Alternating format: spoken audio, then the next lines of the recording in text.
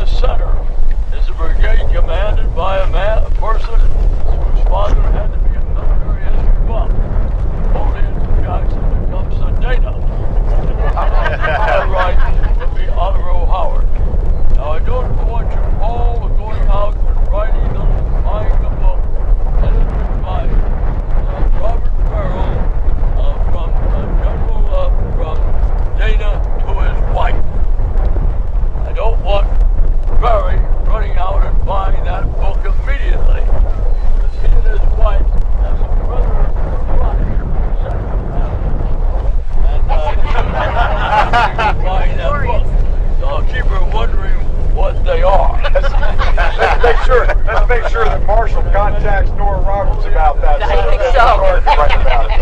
When they arrive in the West Woods, again, they find human wreckage of the men who have been fighting in the area of the East Woods. They now change to lying about.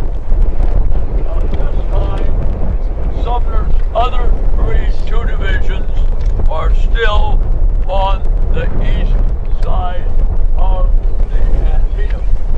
Those are the divisions commanded by General Frye and General Richardson. They will be crossing later.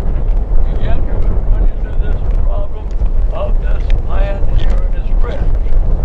Sumner is not going to understand it very well because he's going to separate himself from his other two divisions to go and micromanage Sedgwick. So if we were standing here, as the whole painting will show you, making from this position, you can see moving across his line of battle.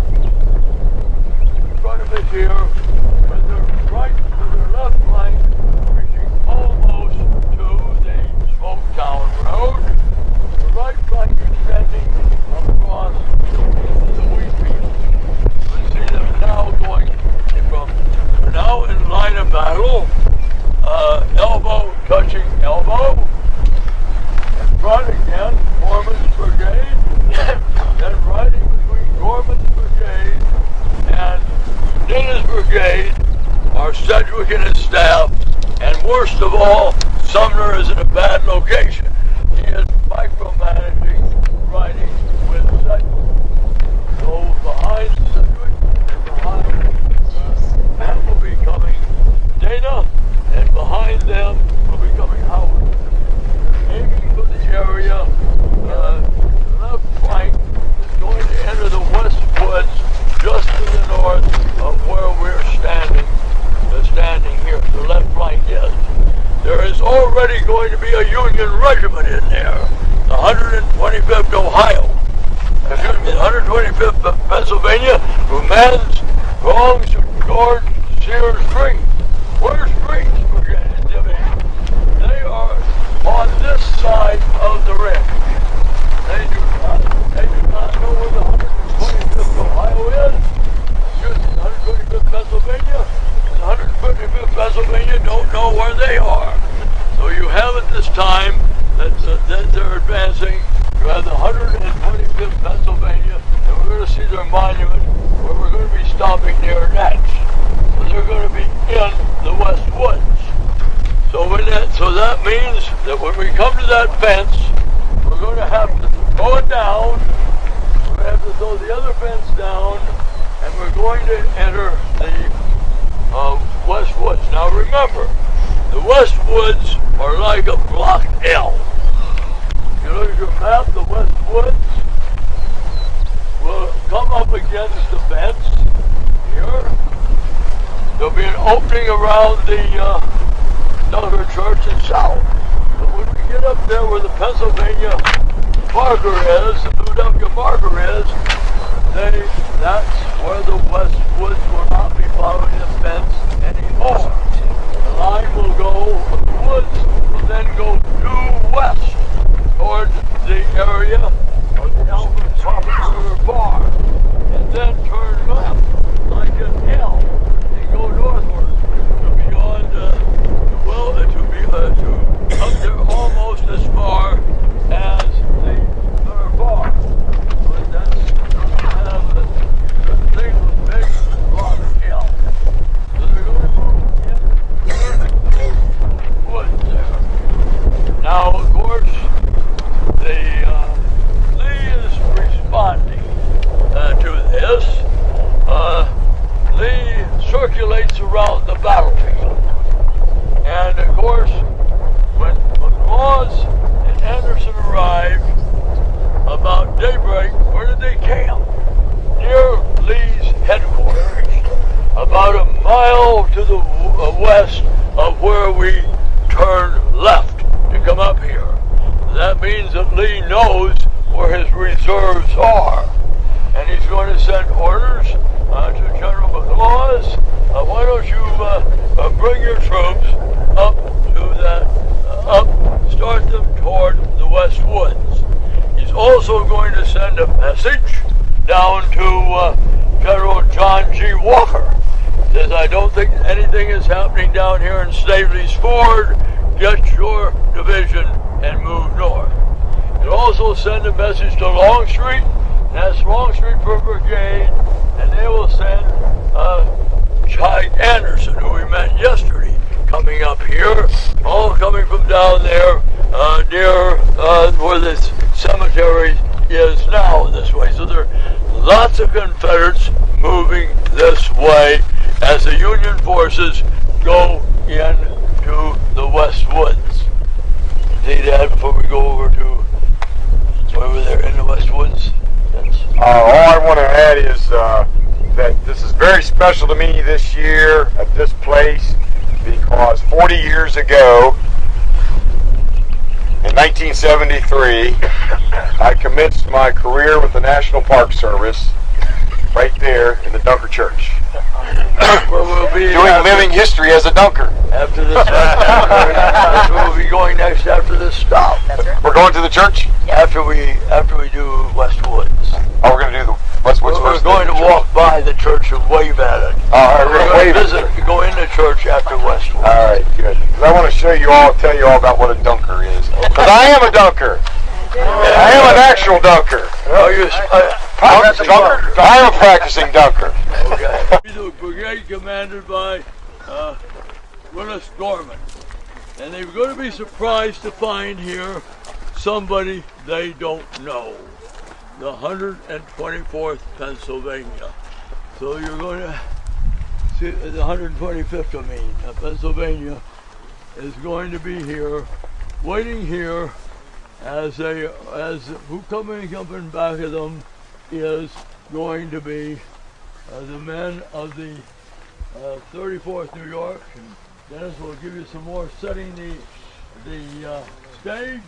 And when we leave here, we're going to take that trail right there. Okay, I need everybody to come over this direction for a moment, right over this one.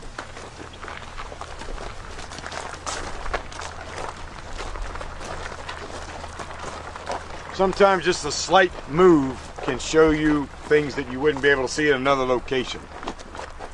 There's two things that we need to see here. Actually, three really good things.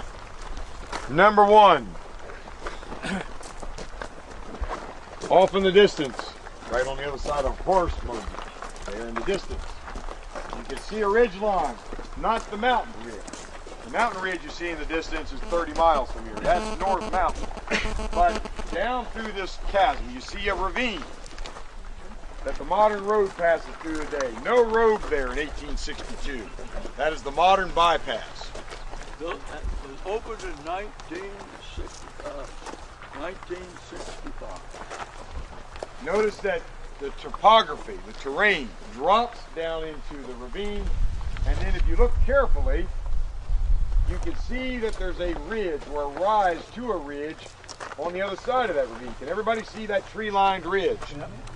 Very significant. It's known as Hauser's Ridge, for the Hauser family that owned that. That is also part of the same ridge line that Nicodemus Heights is on. That's where the Confederates are. In the aftermath of the cornfield and the East Woods and the loss of the high ground on Moomaw Ridge to George Sears Green and his division, Federals now hold the ground, the high ground. Lee's line has collapsed. Where they went, 17. Right where the Confederates went, was to that ridge right there in the distance. Now, we're in woods here. The woods would continue down into the ravine, and they fit to the other side of the modern highway. Then it opened up. And so, one thing that you might notice is that artillery is going to be repositioned by the Confederates. They're going to be moving artillery from the north, your right, and the south, and concentrating it on Hauser Ridge, so that anything that comes out of this woods and goes down into that ravine and starts up that slope is going to be under massive Confederate bombardment. So what I'm trying to suggest to you is McClellan doesn't know this. McClellan can't see Hauser Ridge because the West Woods blocks his view completely. He can't see any of it.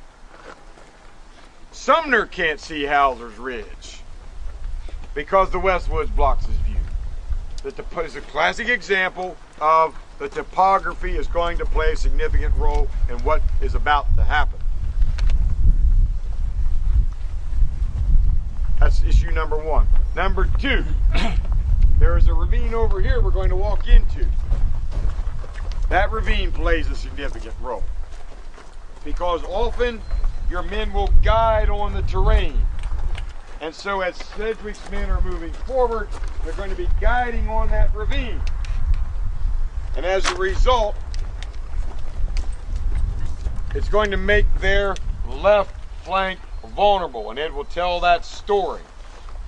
The third thing that's happening here is Lee concentrating infantry.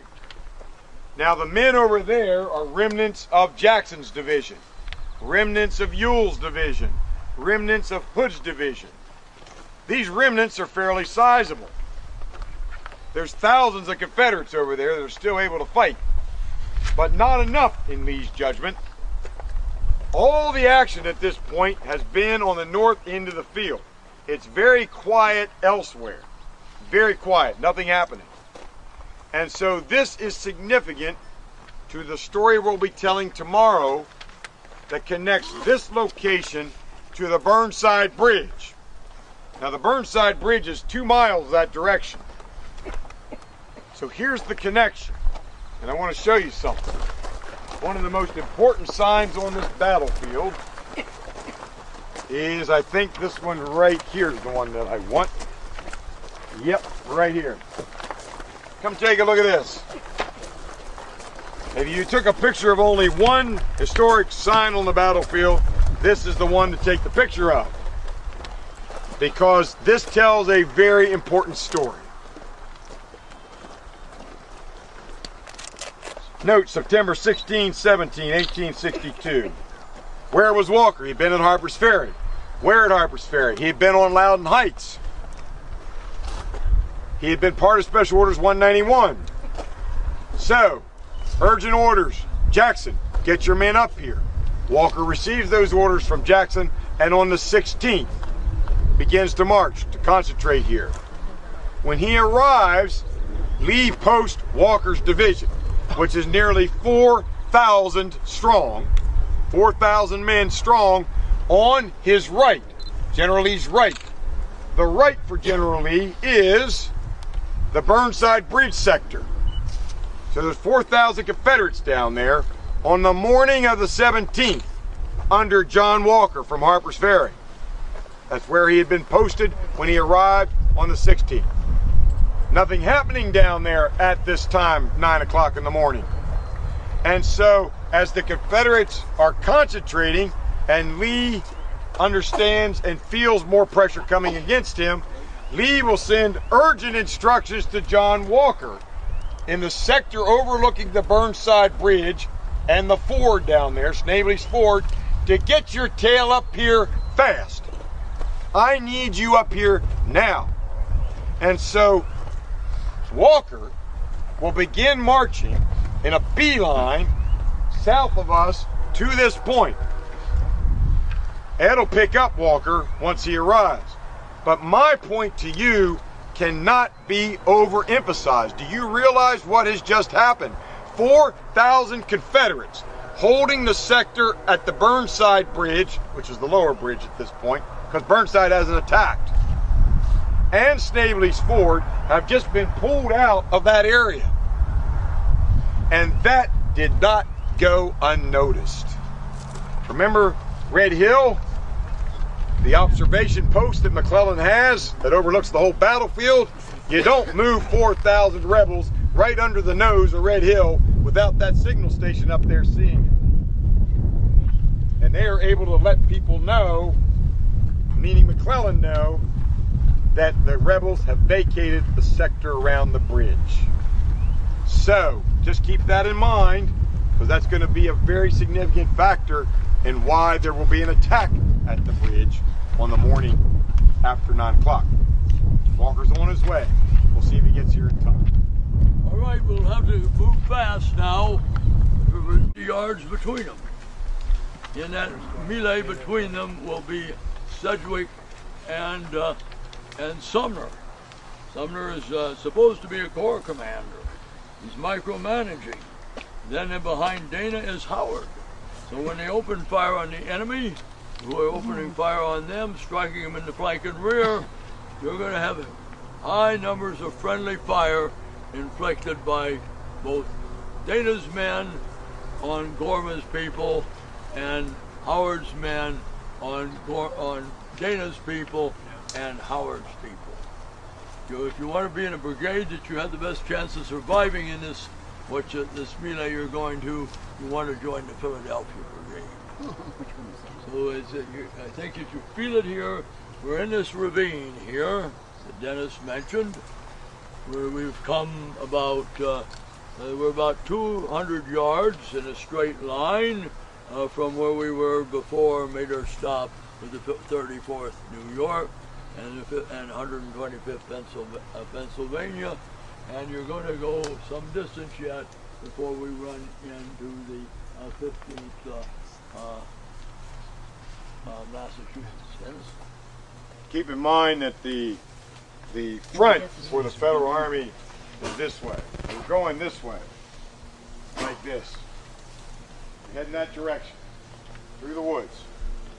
And keep in mind that the flank of the Federal Army is on the other side of this ravine. The ravine's pretty wide, but you can see the elevation beginning here that takes you out of the ravine, and then we walk down the slope over here into the ravine. So we're in a fairly wide ravine. It's not a narrow canyon. But the Confederates that are on their way, many of them are coming from south to north. Now, that means if my flank is here and my front is here, the rebels are coming right toward my flank. Just remember that. That'll tell you what the consequences of that'll be. I'm ready, Ed. It's the same as being mousetrap in football. You've got a hard charging defensive tackle, and you're going to hit him in the side. You may be lucky, you might even, if he's an All-American, you may put him out of football action for a long time. It's going to be hitting him from the blind side. One of the things that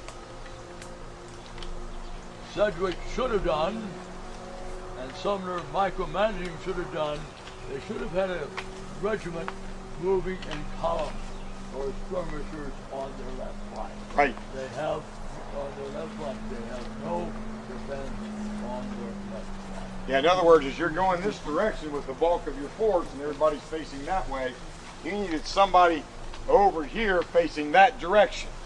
You're in rebel territory out here. There aren't any Yankees other than you.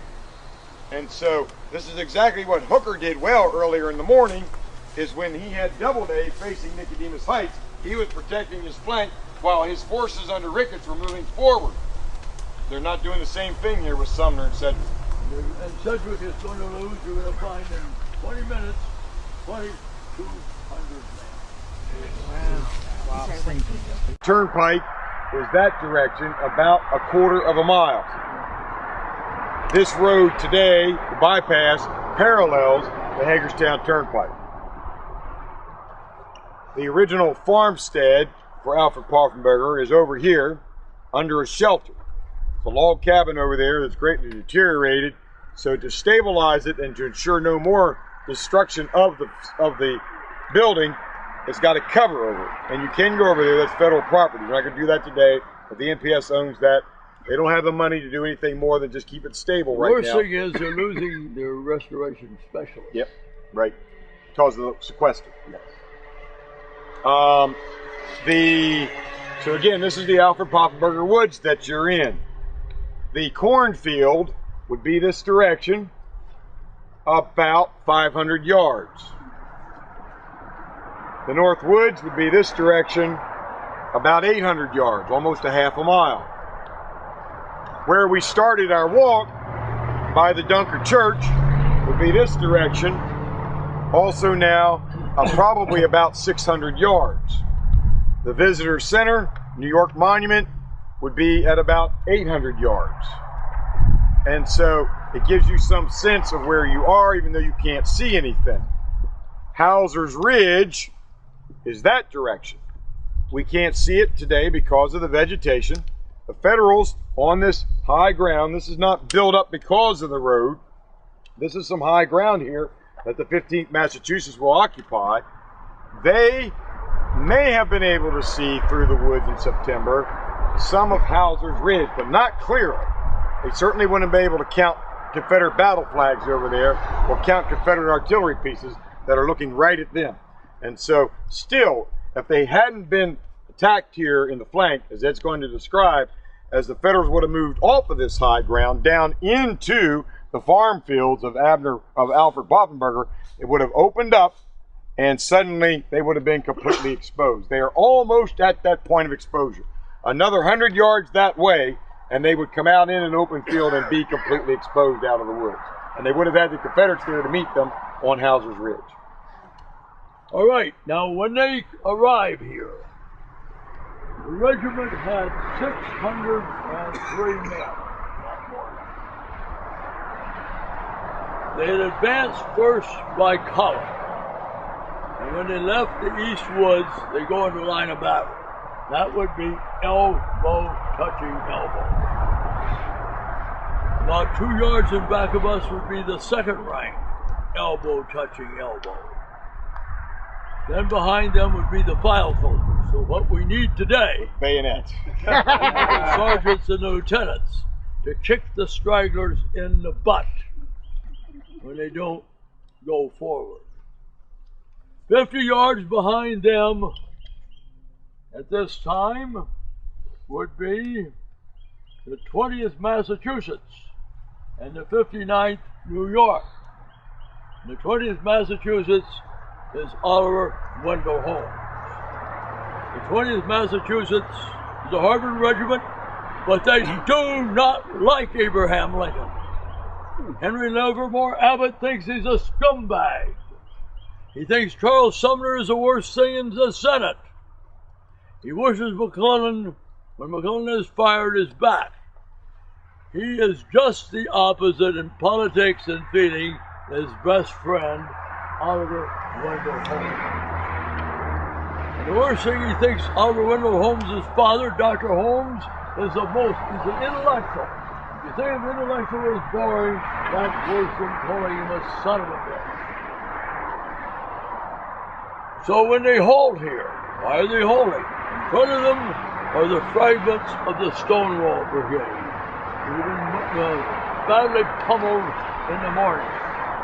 Also in front of them, to our left, is the Bad Old Man Brigade, not badly pummeled, but the big thing that's coming up here is Sims's Brigade. They're the men that made that march up here.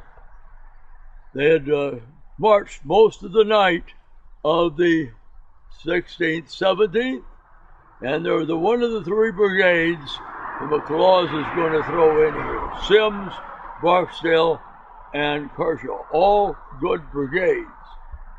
That means when we come under fire here, we're going to halt. We've got open woods in front of us, and we've got Confederates in front of us, and we have no support on our right, because there's a big gap between us and the 82nd New York. And we're going to be hit by Sims's brigade.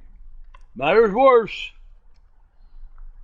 for fire and control in Dana's brigade and at 50-yard range, they're going to open fire into our backs. The same thing that Howard is going to do, firing into the backs of Dana's brigade. So if that isn't bad enough taking Confederate small arms fire, you're taking friendly fire. And you're getting it from the front, from your left, and from your rear. The only place you are not receiving fire is from your right. And that's the way we're going to leave here. And we're going to leave here very, very fast. But in this reasonably short time, this monument is going to tell you briefly what happens to them. And that's why they dedicate this monument at the turn of the century, more than 107 years ago, the symbol of the wounded lion. They view themselves as the wounded lion. And here's what they said. They're not even, if you get wounded here, you ain't going to get your name listed on the monument. There's so many of them. All right, there's 606. Commanded by John W. Kimball. Gained troops to the brigades of Sims, Early, and only fragments of Barksdale. Within 20 minutes, 330 had fallen. 75 flies. So Dennis is going to point out there, and now French's men are going to be forming up. They're going to be about an hour behind Sedgwick. Sedgwick is getting the bejesus knocked out of him as French is advancing through this area. So when French is going to cross the ford, he's going to come out. There's no Sumner. There's no Sedgwick. Where are they going? Dennis is going to pick up and point out why the terrain is going to dictate that when French crosses and arrives in this area, he is not going to know where Sedgwick is. He is not going to know where Sumner is, and he is going to make some assumptions, probably just as wise, or maybe you can work out a scenario that he might have been able to come up and save Sedgwick. We don't ever know. But we're going to know if Dennis gets through with the terrain why he's not going to know. Okay, so just for a moment, pause and look around. Just look around. Do a 360. Look at your span, your field of view. Oh, you are in a hole. Pretty limited to what we can see. Let's start on this side, this direction, looking to the west. The Dunker Church is over there. Can't see it. The West Woods is over there. Can't see it. The cornfield is up this direction. Can't see it. The East Woods, that direction. Can't see it. The Sunken Road, that direction. Can't see it. Now you can put a lot of men in here. You can put several thousand men in here. You can put a division in here without too much difficulty. They can't see anything. And so this illustrates the point that Ed was just saying, that Sedgwick that we just discussed is going that way, and he's over the ridge in the woods. We can't even see the woods. We don't know woods are even over there. And as Ed pointed out earlier, these men don't all come onto the field at the same time. It's like a wave hitting the beach. Sedgwick will be in the first wave, French is coming in the second wave, and Richardson is coming in the third wave. All three of these waves, remember, are reinforcements. Yes, I'll use that word. Reinforcements from the reserve that McClellan had over there. We can't even see his ridge to the east. And so these buildings are burning early in the morning. Smoke rises. Both men from north and south comment on the burning buildings. This became a landmark on the battlefield, not because they were structured, but because they were burning structures. The Mooals were not here. Of course, they were gone. Victims of war, they become very quickly. The pacifists themselves, the Mooals, the first to suffer significant property destruction here as the battle commences. One final note, the ridge line here to our right that we can see, look at how dominant that ridge is from this position. The New York Monument at the top of the ridge, just behind the bus, I don't know why she's sitting there like that, but just behind the bus is the visitor center. That's where we started today. That's where we came back to when we said that the Federals held that position. So as we go into this discussion, the Westwoods has occurred and is occurring. The Federals are moving on to the ground coming this direction from here. And that ground, that high ground up there where you see the New York Monument, is held by the Union Army. It's 9 o'clock, 9:30, held by the Federal Army. So you're safe here. You don't have Confederates up there shooting at you. You are basically in a pocket that you're going to be safe from any rebel fire. And what Federals you can see, the few that you can see, are going to be on the hillside, and you are at their back. They're going to be facing that direction. Those are Greene's command, from which the 125th Pennsylvania has advanced into the Westwoods. You could see that if McClellan had using the option of attacking the Confederate center, this is what he would have attacked. Hence, we're not going to do that. This would have been disaster for McClellan to come straight across the creek and straight ahead over this open ground. And once he got across the moat, all this open ground, he would have been under severe fire from Confederate artillery and ultimately, as he would get closer, Confederate infantry. So McClellan immediately discounted any attack against that position. I get a kick out of historians who say that Robert E. Lee had a bad position at Antietam. Well, those are what Ed and I call book historians. They know how to read manuscripts, they know how to read diaries, they know how to read journals, but they maybe never set foot on the battlefield. And I have one thing up on any Dennis. I have been shot at. Right. And I know where you're in danger when you're going to get shot. And when your shot is going to be dictated by problems just like we do. And that's a memory you carry. I now carry that memory for 68 years. So one of the great myths of this battle, and it is a myth, is that Robert E. Lee did not have a position of strength to defend. There it is. But he didn't see these Union troops down in this. No. He's long gone. He's lost. He already lost that position of strength because George McClellan outflanked him and beat him. So he's lost the position of strength by this time. The last time he had been, but he doesn't know it. The last time he'd been in this area was where S.D. Lee's artillery is. He'd come up there, and you have to read into the lines. He comes up there because his son Rob is a member of the Rockbridge Artillery. And Rob sees his father, and his father can't recognize Rob, because Rob is Whitby Grind. So Rob is in that S.D. Lee group, and Rob comes up to Lee and says, "Don't you know me, father? I'm Rob." So we know that Lee had been up there, at least up to where S.D. Lee's artillery is. Yeah, so just to conclude, what I was saying is that McClellan doesn't attack that position because of its strength. He goes around it as a result of his flanking maneuver and the attacks from that flanking maneuver. That position is lost to Lee. But at the initial day, on the morning of the 17th, very, very strong position that General Lee held. Turn it over to him. Reinforcements come over the upper bridges. All right, now, as you look at your map, Dennis is the one that discovered. Give him a copyright on it. You get your map 20 oriented, 20 north. Use the logo of the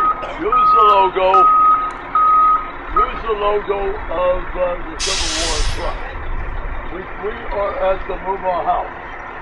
Now, French is first going to form on the ridge line. They're going to come out of the east woods at a position about 450 to 500 yards in that direction where we are. When he comes over, he's using the same formation that Sedgwick does.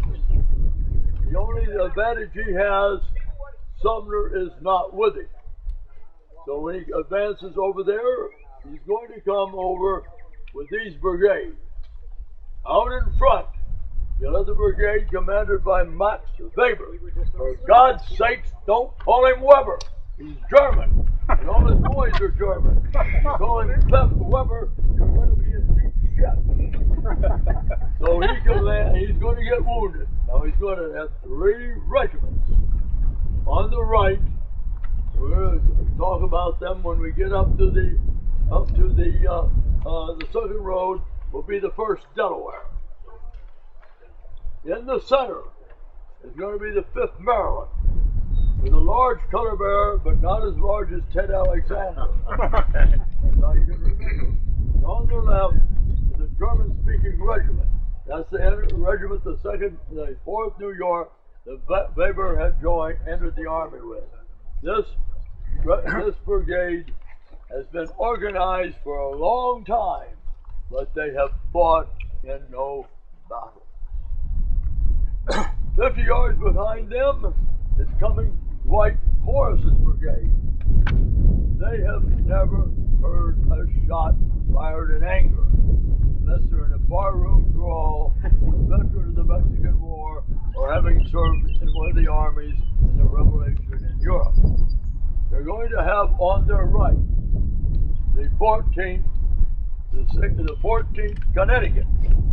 They've been in the army 3 weeks, and they're going to be a bigger problem to the 1st Delaware than they are to the Confederates.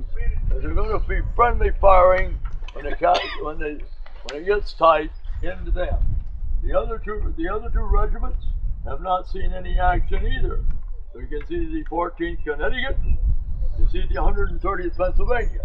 We'll hear about them as they go forward, as they're going to get attacked by the bees near the Roulette House, which is going to be our next stop. And on their left is going to be the 132nd Pennsylvania. Weber's 3rd wave of attack are good. They're Kimball's brigade. Now Kimball, they could ask him, have you ever beaten Stonewall Jackson? Damn right I beat him. I beat that Presbyterian son of a bitch. I beat him up at Kernstown back on the 23rd day of March, showing that he shouldn't have fought a battle on Sunday. So Kimball commands the brigade. The 3 regiments had seen lots of action. They had given Jackson a big bloody nose also at the Battle of Jackson doesn't do very well at Port Republic. They had done well against Jackson. So this is a good brigade. He has good credentials. He has beaten Jackson at Kernstown, and he gave him had him down for the count of 9 at Port Republic. So he's going to come with the 14th Indiana on the right. On their left is going to be the 8th Ohio. And on their left is going to be, as you can see them coming up, is going to be the 108th New York, and then the 7th Virginia, which will soon be the 7th West Virginia.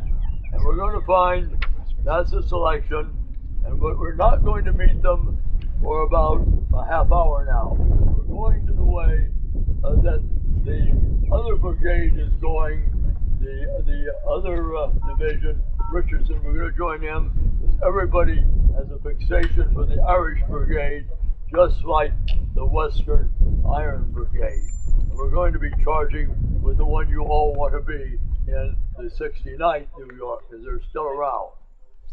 Now, so of course, Muma has a big family, good, like all good farmers do. Children are very valuable. So he has 10 children, and they've gotten out of here, Muma and his wife. And he's going to you only get reimbursed by the United States government if you can prove that United States people damaged your property. He's not going to get any reimbursement for his barn, house, and other outbuildings except them, because they're destroyed by the Confederate government. Now, the federal government was like Pharaoh. They were not an easy touch. The state governments are easy touches. Now the federal government is the easy touch. Anything to add to that? I can't top that. All right.